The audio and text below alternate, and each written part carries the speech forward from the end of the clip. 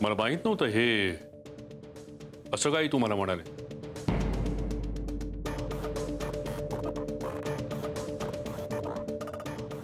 नाही, हे जर असं काही असेल तर मग चूक त्यांचीच आहे. मी बोलतो त्यांच्याशी. नाही, तुम्ही बोलून घ्याच मिस्टर दाभोळकर, पण मला जयरामचा निर्णय खूप पटलाय आणि मनापासून.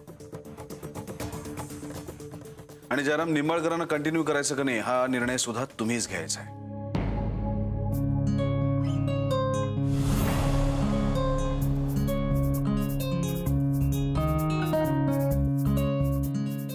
आय होप दाभोळकर साहेब तुम्हाला याची काही हरकत नसावी.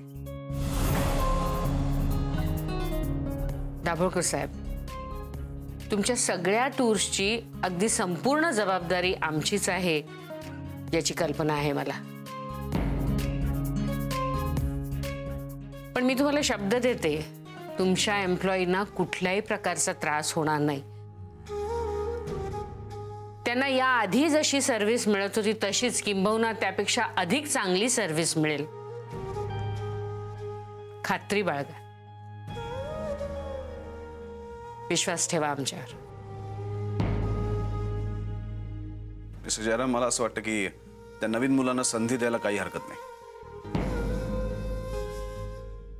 काय हो, जरूर. जयराम, पुन्हा असं काही घडलं तर तुम्हाला जो योग्य वाटेल तो निर्णय घ्या. ज्यांच्याकडे काम द्यायचंय त्यांना तुम्ही काम द्या, पण मला हे सांगा. येस. त्यानिमित्ताने आपल्यामध्ये कुठलेही गैरसमज राहणार नाही आणि मीही असा कारण हायपर होणार नाही. Yes sir. Jairam, good job. या तुम्ही. Thank you sir.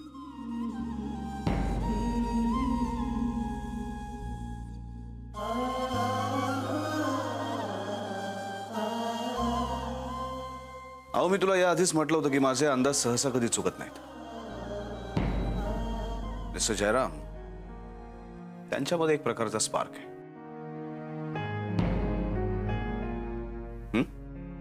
चला, गुंता सुटला.